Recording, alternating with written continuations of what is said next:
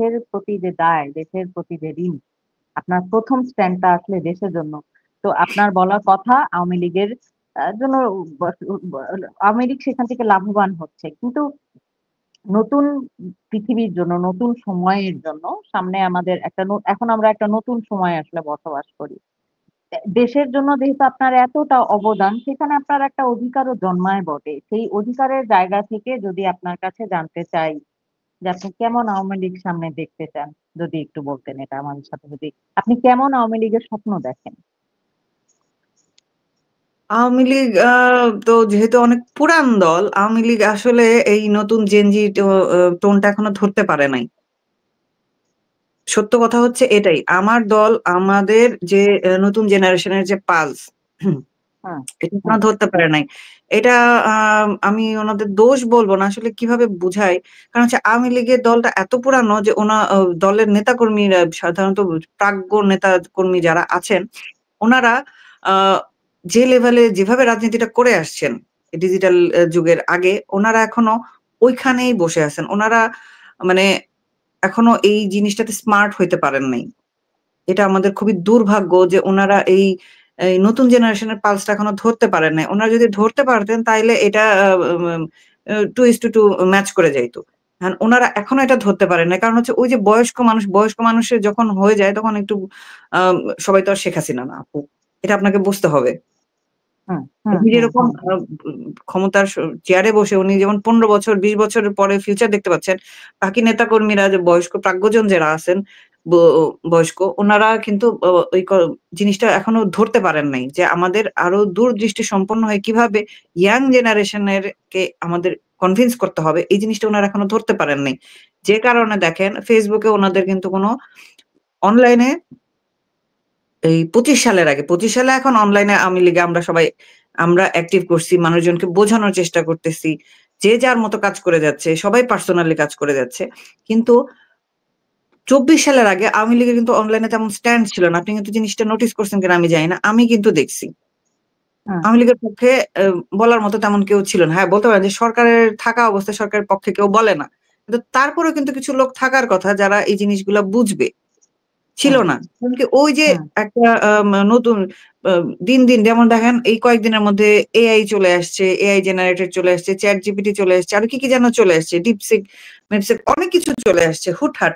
তো এই জিনিসটা দেখেন আমরা যারা আ গত ১০-১৫ বছর যাবৎ অনলাইনে ফাইট দেই, আমাদেরই প্রত্যেকটা জিনিসের সাথে অ্যাডাপ্ট করতে একটু টাইম লাগতেছে। যারা ধরেন 70 প্লাস মানুষজন তারা কিন্তু এখনো এই জিনিসটা বুঝে উঠতে পারে নাই। সবাই তো আর ইউনূসের মতো বাটপার হয় না আপু।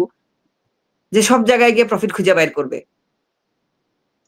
উনাদের বুঝতে ধরতে একটু টাইম লাগতেছে। বাট যখন উনারা এই জিনিসটা ধরতে পারবেন, আমি বিশ্বাস করি এবং আওয়ামী লীগ প্রতিবার যেহেতু লড়াই করেই ফিরে আসছে, এইবারও লড়াই করেই ফিরে আসবে। আমাদের এই লড়াইটা দরকার। ডেফিনিটলি আমাদের এই লড়াইটা দরকার। ২৪ সালে যদি ৫ই আগস্ট না হইতো, আমরা কিন্তু এই যে লুঙ্গির তলে যাদের কথা আপনি বললেন, এদেরকে আমরা চিনতে পারতাম না। হুম, হুম, আমরা দূর থেকে ধরেন আপনি যখন বার্ড আই ভিউ থেকে দেখবেন অনেক কিছু অন্যরকম অ্যাঙ্গেলে আপনি দেখতে পাবেন। যখন আপনি হুম, পাশাপাশি বসে থাকবেন অনেক কিছু কিন্তু আপনার ওভারলুক হয়ে যায়। হুম, এটা হুম, অনিচ্ছাকৃতই হয়ে যায়। কিছু করার থাকে না। আর ১৫-১৬ বছর যখন আপনি আ আ একটা ক্ষমতায় থাকেন, তখন কিন্তু অনেকে অনেক ধরনের ভেগ ধরে থাকে। সেটা সবসময় আপনি বুঝতে পারবেন না। এটা হুম, আমি ঠিক দোষও ধরব না। এটা বেনিফিট অফ ডাউট আমি দিতে চাইবো কিছু ক্ষেত্রে। আসলে হুম, কিছু করার থাকে না তখন। এবং আপনি হুম, দেখেন এরা কিন্তু এখন নিজেরা স্বীকার করতেছে যে আমরা আ আ ফ ফ লেবাস ধরে ওদের মধ্যে ঢুকেছিলাম। হুম, নিজেরাই স্বীকার হুম, করতেছে। হুম, হুম। তাহলে কি, হ্যাঁ, কি পরিবর্তন আসা উচিত আসলে ভালোর জন্য? কারণ আমি একটা জিনিস আপনার বিশ্বাস জন্য তো করি যে পরিবর্তন আসতে হবে যে এই ইয়াং জেনারেশন কি চায় এটা বুঝতে হবে। আচ্ছা, ইয়াং জেনারেশন এর কাছে যেমন নতুন জেনারেশন এর কাছে প্রত্যেকটা নিউজ এর কিন্তু অন্যরকম আবেদন থাকে। হুম, প্রত্যেকটা ইস্যুর অন্যরকম আবেদন থাকে। সেই পালসটা আপনাকে ধরতে হবে। আচ্ছা, নতুন নেতৃত্ব কিন্তু সেই 90s এর পলিটিক্স দিয়ে আর চলবে না। নতুনভাবে তাদেরকে বুঝাইতে হবে যে দেশটা আমার। এখন আপনি যদি সেই গদ বাঁধা একই জিনিস দিয়ে বুঝাইতে চান সেটা কিন্তু হবে না। হুম, হুম, এটা চমৎকার একটা ধরেন কথা। এটা হুম, যে জেন জি জেনারেশন বলেন আর যাই বলেন দেখেন আমরা এখন যে ভাষায় কথা বলি বাংলা কিন্তু আগে এরকম ভাষা ছিল না। এইভাবে এই ভাষায় কথা বললে এলিট ক্লাসে জায়গা পাওয়া যেত না আগে। হুম, যেমন হুমায়ূন হুম, আহমেদের কথা দিয়েই বলি, উনার বইগুলা কিন্তু ১ম দিকে বাজারে তেমন মার্কেট হুট করে পাইতো না। যখন হুম, কারণ বাংলাটা একটা অলংকারিক ভাষা ছিল। অনেক বিশেষণ-টিশেষণ দিয়ে লেখা হইতো বাংলা সাহিত্য। কিন্তু যখন হুমায়ূন আহমেদ কথ্য ভাষা আমরা এখন যে ভাষায় কথা বলি, এই ভাষায় উনি যখন বই লেখা শুরু করলেন, ওটাকে কিন্তু এলিট ক্লাসের রুমে ওটাকে ঢুকতে দেয় নাই। এলিট ক্লাসে কিন্তু উনি ঢুকতে পারেন নাই। তারপর যখন নরমালাইজ হইছে তারপর ঢুকতে পারছে। সেরকম আওয়ামী লীগেরও এরকম পলিটিক্যাল আ শুদ্ধি আনা উচিত। স্মার্ট হওয়া উচিত। এটা আ বাংলাদেশের কোন দলেই নাই। আধুনিকায়ন, হ্যাঁ, আধুনিকায়নের আধুনিকায়ন কথা করা বলছেন। উচিত। হ্যাঁ, আধুনিকায়ন আচ্ছা, করা উচিত। না করলে কিন্তু নতুন জেনারেশন পলিটিক্স টা বুঝবে না। ওরা পলিটিক্স একে তো হেট পলিটিক্স প্রজন্ম। এরা শুধু হুম, ইনস্ট্যান্ট প্রফিট খোঁজে। দীর্ঘ মানে কি জানি বলবো? দূরদৃষ্টি এদের নাই। বয়সের জন্য বলেন হোয়াটএভার। হুম, ২৫, হুম, ২০-২৫ হুম, বছর হুম, বয়সে সবারই সমান দূরদৃষ্টি হবে এরকম আপনি আশা করতে পারেন না। বাট আওয়ামী লীগ যদি এইভাবে স্টেপ নেয় হুম, তাইলে মনে করেন আর এরকম আ ও কাউকে বাঙালি জাতিকে এরকম ঘোল খাওয়াইয়ে হ্যাঁ, রেজিম চেঞ্জ এক জিনিস আর ঘোল খাওয়াইয়ে দেশটাকে ধ্বংসের দ্বারপ্রান্তে নিয়ে যাওয়া আরেক জিনিস। আরেক জিনিস। ২ টা ডিফারেন্ট জিনিস। সারা জীবন কেউ ক্ষমতায় থাকবে না। বাট দেশ ধ্বংস করে দিবে এটা কিন্তু আমরা এক্সপেক্ট করতে পারি না। এখন যেটা চলতেছে। আওয়ামী লীগের ওই দিকে মনোযোগ দেওয়া উচিত যে ইয়াং জেনারেশন এর পালস ধরে কিভাবে তাদেরকে পলিটিক্স এ ইন্টারেস্টেড মানে করা যায়। যেন ফিউচারে আমাদের বুঝতে সুবিধা হয় যে কে লুঙ্গির তলে ঢুকে আসছে আর কে রিয়েলি মন থেকে কাজ করতে চায়। এটা আমাদের বুঝতে হবে। না বুঝলে আপু আসলে কি বলবো? আমাদের এই যুদ্ধটা আরো লং লাস্টিং হবে। যতদিন না বুঝবো। যুদ্ধটা অনেকদিন চালাইতে হবে আমাদের। যার ব্যক্তিগত সবকিছু সাইডে রেখেই চালাইতে হবে। কারণ ভাই সবারই দেশের প্রতি ঋণ আছে। এই ঋণটা আপনাকে শোধ করতেই হবে। কারণ আপনি যতই ওই যে বললাম বাঙালি বাংলাদেশী যে বৈশিষ্ট্যটা সেটা আপনি আর কোথাও গিয়ে জন্মায় পাবেন না। আপনার ওই বাংলাদেশেই আপনার সেটা কাউন্টেবল হবে। আর কোথাও হবে না। এটা যতদিন বাঙালি লোকজন না বুঝে এরা তো আবার বুঝে না। এরা হুম, তো বুঝতে হুম, চায় না। যদি বুঝতে চাইতো তাহলে এই ২৪ সালের এই মেটিকুলাস ডিজাইন এ তারা ফাঁদে পা দিত না। তারা নরমালি রেজিম চেঞ্জ চাইতো। যে আ আমরা সরকারের চেঞ্জ চাই, আমরা অন্য শাসন চাই। চাইতেই পারো, কোন ব্যাপার না। ইলেকশন হুম, দিলেই তো সরকার রেজিম চেঞ্জ করা সম্ভব। হুম, সেখানে এরকম জ্বালাও পোড়াও দেশের সবকিছু ধ্বংস করে দেওয়ার তো কোন দরকার নাই। এই যে এখন পলিটিক্যাল আনস্টেবিলিটি যে আনছো, আনার পরে এই যে এখন দেখেন কোন ইনভেস্টমেন্ট নাই, কোথাও কেউ ভিসা দেয় না, কোথাও সম্মান নাই। আমার ৫ই আগস্টে আমার মাথায় ১ম চিন্তাটা আসছে আপনি বিশ্বাস করবেন না। বাংলাদেশে এই জ্বালাও পোড়া দেখে পাসপোর্টের মান তো নেমে গেল। আমার মাথায় ১ম এই চিন্তাটা আসছে।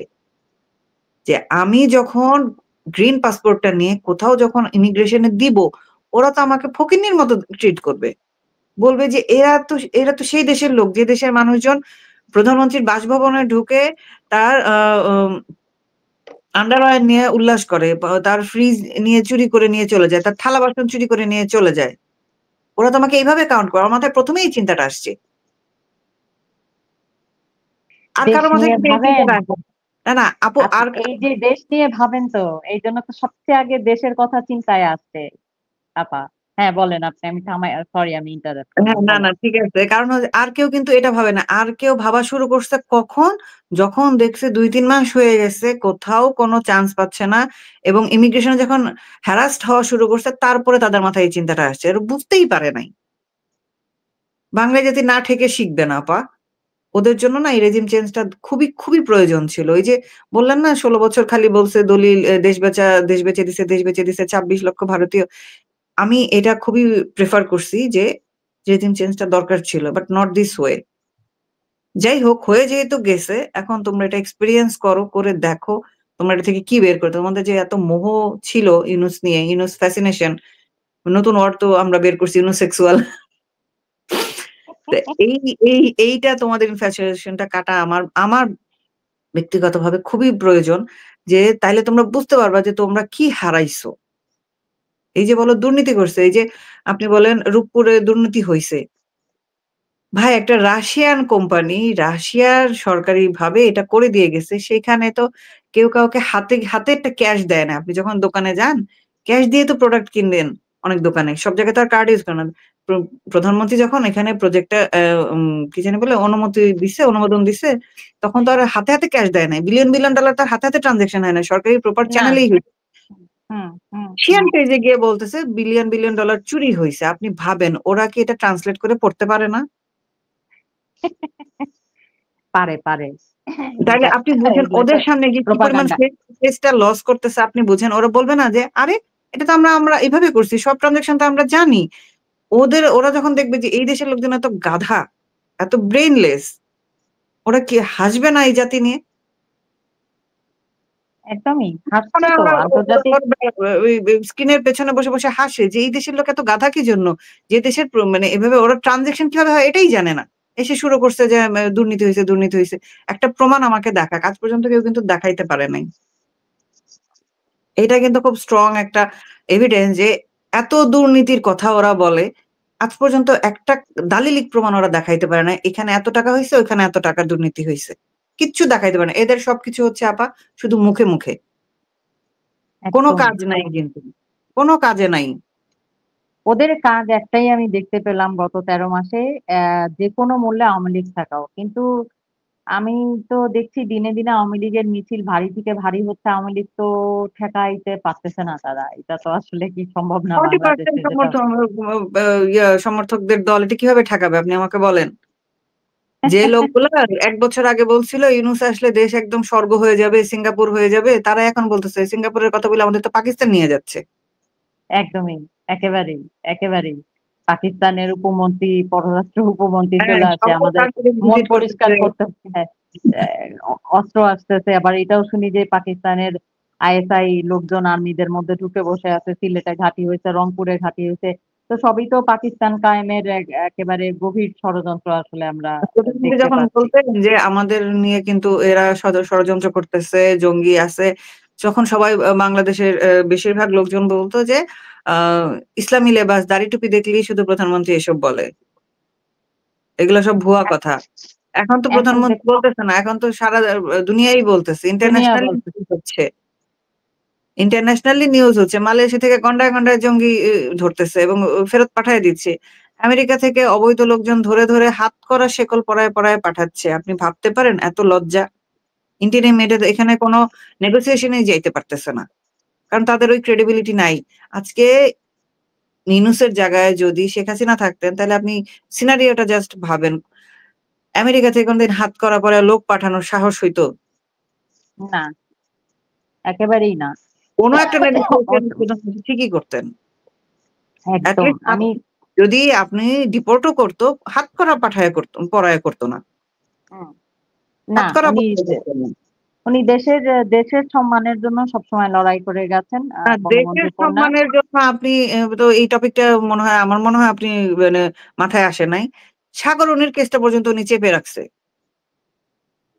সব জানার পরেও কিন্তু উনি চেপে রাখছে। অথচ উনি এখন দেখেন, এখন তো ক্লিয়ার হয়ে গেছে যে একটা ৩ কাঠার প্লটের জন্য সাগরের বাচ্চা মেঘ এখন আর বিচার চাইতেছে না। অথচ পুরাটা ১২ সালের পর থেকে এই ২৪ সাল পর্যন্ত কন্টিনিউয়াস সব মানুষজন দেখছে যে সাগর তার বাপ-মায়ের হত্যার বিচার চাইতেছে। গত ১ বছরে কিন্তু একবারও চায় নাই। না, তা নাই। এখন আপনি বুঝতে কারণ পারছেন? উনি প্রধানমন্ত্রী এমনি হন নাই। দেশের মানুষকে দেশকে ওন করতেন বলেই হইছে। যে কারণে উনার মনে হইছে যে এই কেসটা নিয়ে বেশি নাড়া খাটার দরকার নাই। Ignore it. নিজের গায়ে দাগ নিয়ে উনি এটা নিয়ে কথা বলার মানে কোথাও কোনো কিছু পাবলিশ করার নাই।